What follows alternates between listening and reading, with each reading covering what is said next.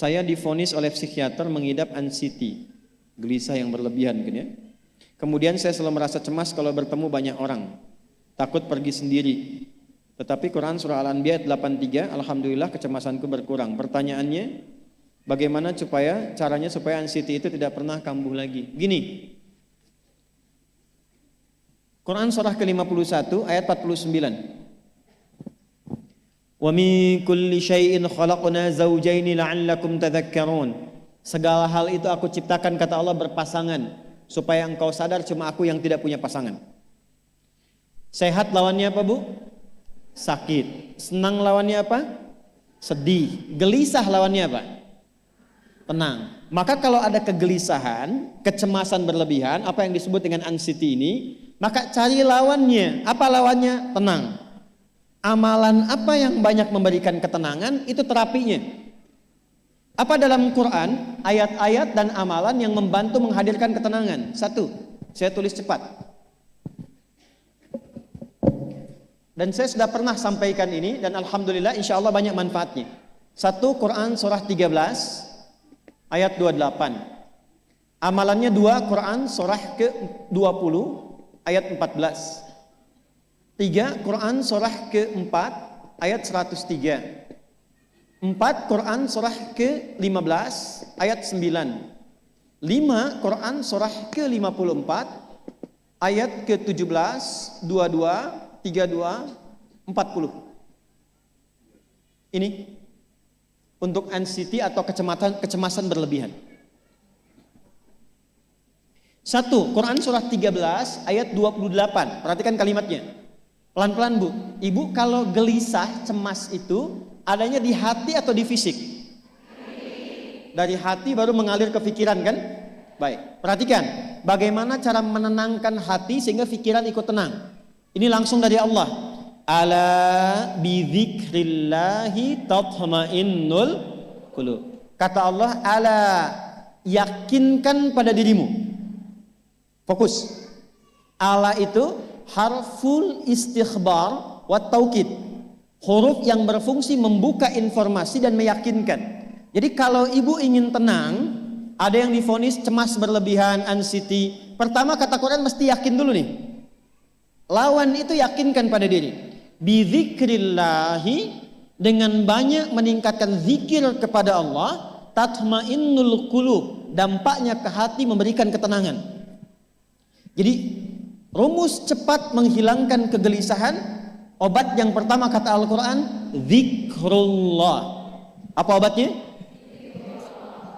Amalan zikrullah ada 4. Amalan zikrullah ada 4.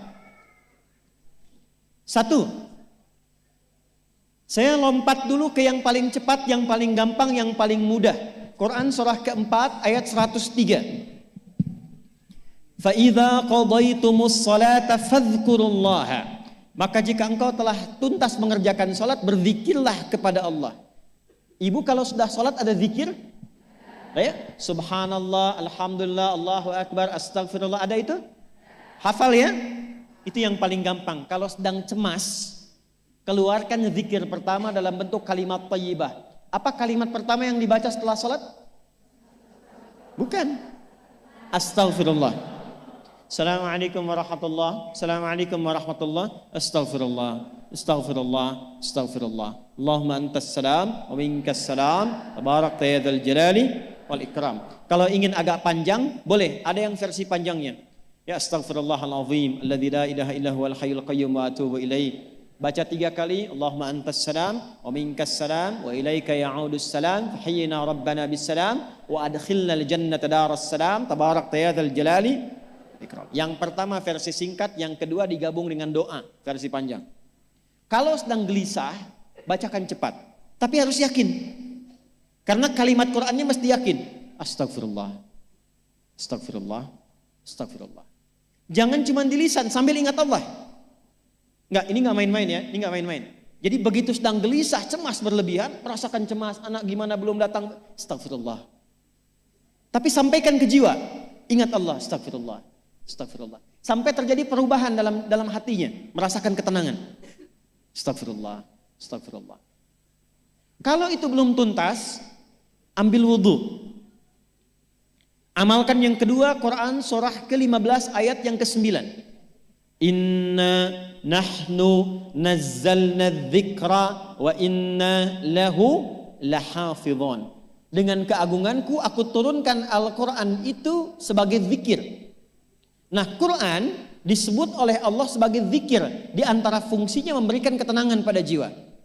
Ibu kalau sedang cemas, istighfar, masih ada sisanya wudhu, ambil mushaf menghadap kiblat. Baca, Bu. Apa yang terjadi?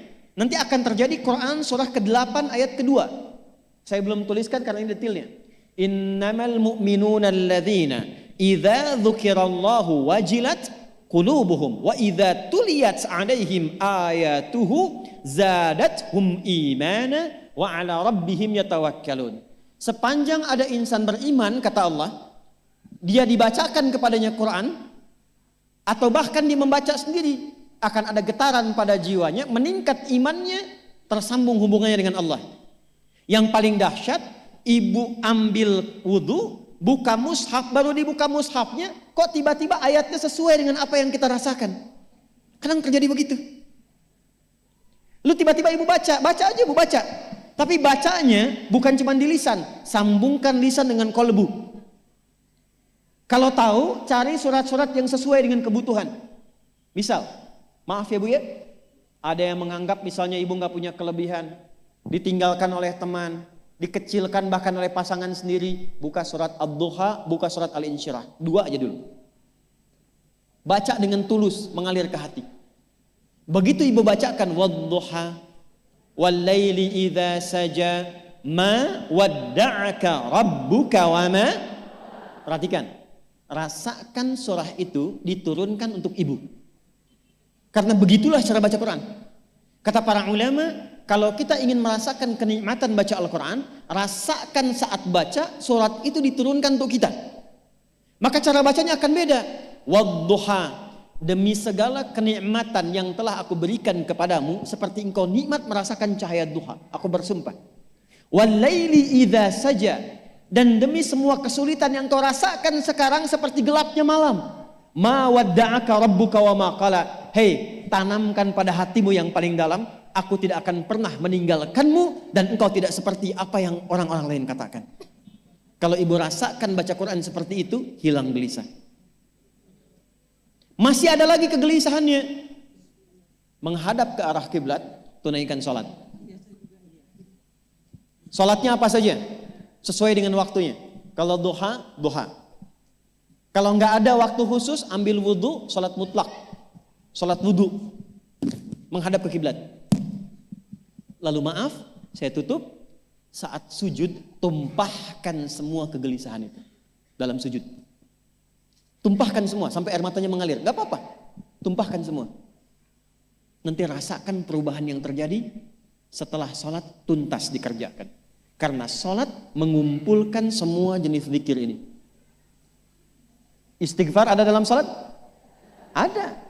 Ya, ibu ruku sujud baca istighfar. Subhanakallahumma bihamdika Allahumma ighfirli. Subhanallah ada? Alhamdulillah ada? Allahu Akbar ada? Dalam sholat baca Quran?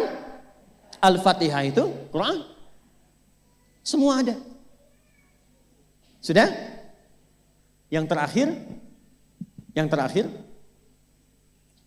biasanya kalau sudah selesai sholat, ketenangan awal itu muncul.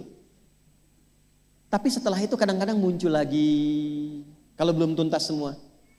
Maka praktekkan isi surat Al-Insyirah. Ini penutupnya. Inna ma'al usri fa inna ma'al usri. Apa artinya insyirah? Insyirah itu suasana hati yang lapang, selapang-lapangnya seakan-akan gak ada beban lagi. Maka kata Allah, kalau hatimu ingin lapang dan tidak pernah merasakan ada beban lagi, maka perhatikan. Alam nashrah. Hei, masa engkau merasa cemas, gelisah dan berlebihan hanya karena masalah yang sekarang kau hadapi? Bukankah dulu banyak ribuan masalah yang telah aku selesaikan? Jadi kalau ibu mengalami masalah sekarang, jangan sampai larut sedih dengan masalah yang sekarang. Yakin dulu pun banyak masalah selesai juga. Alam nashrah. Lalu apa yang harus dilakukan? Kata Allah, seberat-beratnya beban, tanamkan keyakinan pada jiwamu. Inna ma'al usri, semua ini pasti selesai. Pasti ada solusinya. Pasti selesai. Inna ma'al usri yusra itu bahasa singkatnya begini, pasti selesai. Pasti tuntas. Yakin Allah sudah jamin pasti tuntas. Jelas? Jadi kalau sedang punya persoalan, yakinkan pada diri kita masing-masing, ini pasti selesai. Insya Allah ada solusinya. Gak mungkin Allah titipkan kalau saya tidak sanggup menjalaninya. La yukallifullahu nafsan illa, maka lakukan yang ini dan secara kontinu. Terapinya ini aja. Terapinya ini aja. Gelisah lagi, zikir lagi. Gelisah lagi, buka Quran. Sampai itu hilang, tapi itu tidak akan pernah hilang kalau ibu gak yakin bisa mengatasinya. Karena itu hurufnya dibuka dengan ala, yakinkan, itu hilang. Jelas?